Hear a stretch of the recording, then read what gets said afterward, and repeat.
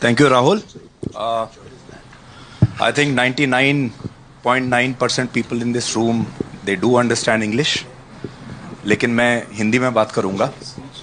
तो पहला बदलाव तो यही है कि 5 स्टार होटल में एक बहुत फैंसी लंच के बीच में आज हम हिंदी में बात कर सकते हैं और आने वाले 5 वर्षों में आपको और ज़्यादा इस तरह की बातें और इस तरह के इवेंट्स देखने को मिलेंगे।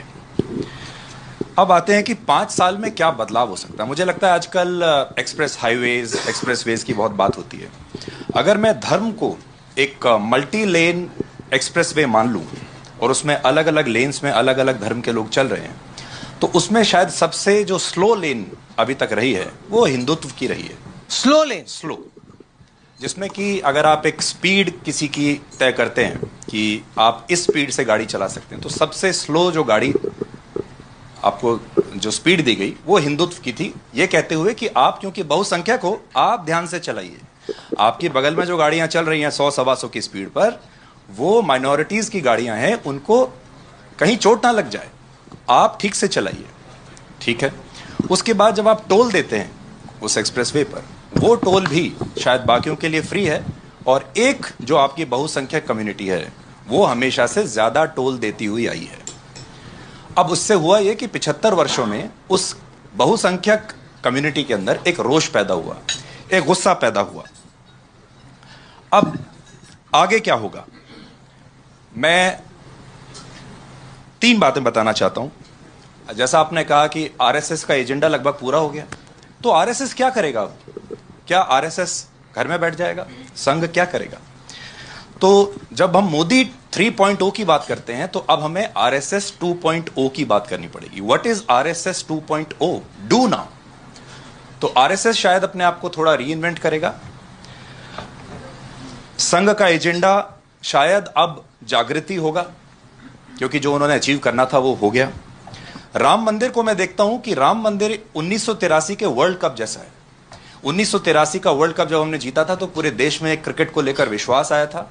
हम अंडरडॉग हुआ करते थे और उसके बाद तब से लेकर आज आप देखिए, आज हमारी तीनों टीम्स नंबर 1 टीम्स हैं और क्रिकेट में हम कहां आ गए। मुझे ऐसा लगता है कि दिस राम मंदिर movement was like 83 world cup for the Hindus. अब आरएसएस और बीजेपी का रिश्ता ये क्या होगा अगले 5 साल में, या अभी तक भी अगर आप देखेंगे, बीजेपी को जो जमीनी मजबूती मिलती है बाकी पार्टीज के मुकाबले, वो आरएसएस की वजह से मिलती है। अगर आरएसएस हट गया तो बीजेपी भी वैसे ही हो जाएगी जैसी कांग्रेस या कोई और पार्टी। और अगर आरएसएस मजबूत हुआ और आरएसएस ने ये 100 करोड़ हिंदुओं की अवेकनिंग की, तो फिर बीजेपी को बीट करना बहुत मुश्किल होगा, क्योंकि the major differentiation between BJP and other parties is that other parties do not have a ground organisation like RSS working for them. So RSS will function like a buffer, और 1 nation 1 election की जो हम बात कर रहे हैं, 1 nation 1 election से आपके जो विपक्षी पार्टियों के नेता हैं ये आलसी बन जाएंगे। लोगों को शायद बुरा लगे, लेकिन ये आलसी बन जाएंगे, क्योंकि इनको हर साल 6 महीने में जो एक पावर का एक बूस्टर मिलता था पहले, कि आपने एक छोटा सा चुनाव जीत लिया, उसके बाद हवा बन गई, फिर किसी ने एक और छोटा चुनाव जीत लिया, वो हवा बन गई। वो 5 साल तक जो एक धैर्य चाहिए होता है राजनीति में, वो मुझे लगता है कि बहुत कम हमारे देश में ऐसे नेता और पार्टियां होंगी जो 5 साल बिना सत्ता के बाहर रह सकते हैं, या मे बी 10 या 15 साल भी बाहर रह सकते हैं। तो मुझे ऐसा लगा कि शायद बीजेपी हिंदुत्व को कलेक्टिवली एक अवेकनिंग का एक मोमेंट देकर अपनी तरफ करेगी। आरएसएस उसमें बहुत मदद करेगी। हमारे देश में मुसलमानों की एक्सक्लूसिव पार्टियां हैं, दलितों की एक्सक्लूसिव पार्टियां हैं, ओबीसीज की अलग से पार्टियां हैं जो सिर्फ इसी नाम पर वोट मांगती हैं। अगर ये सारे लोग एक हिंदू की तरह वोट देना शुरू कर देंगे तो बीजेपी का वोट शेयर आप समझ सकते हो कितना हो जाएगा। अगले 5 साल में इसकी कोशिश की जाएगी और शायद exclusive voting in the name of Hindutva शायद शुरू हो जाएगी।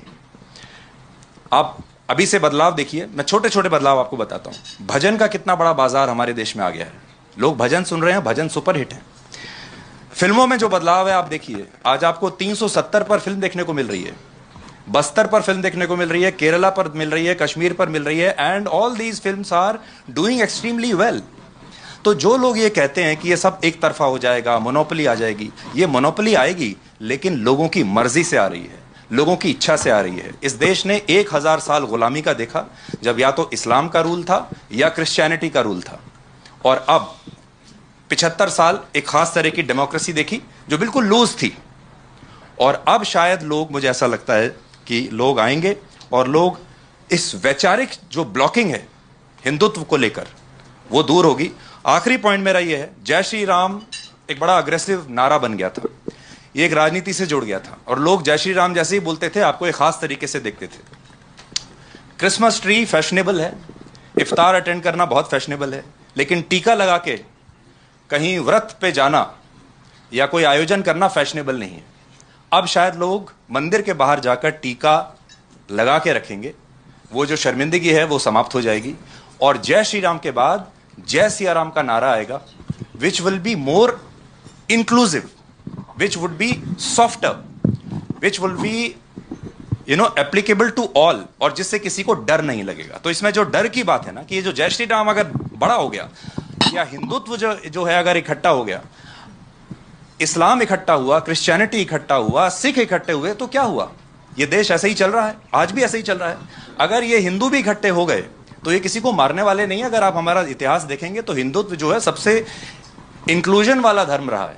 सो आखिर में मैं ये कहना चाहता हूं, वील गो टुवर्ड्स जय सिया राम, वील लीव जय श्री राम, और जय सिया राम में फिर आपके दलित भी आ जाएंगे, आपके ओबीसी भी आ जाएंगे, जो भी हिंदू होगा वो उसमें शामिल होगा।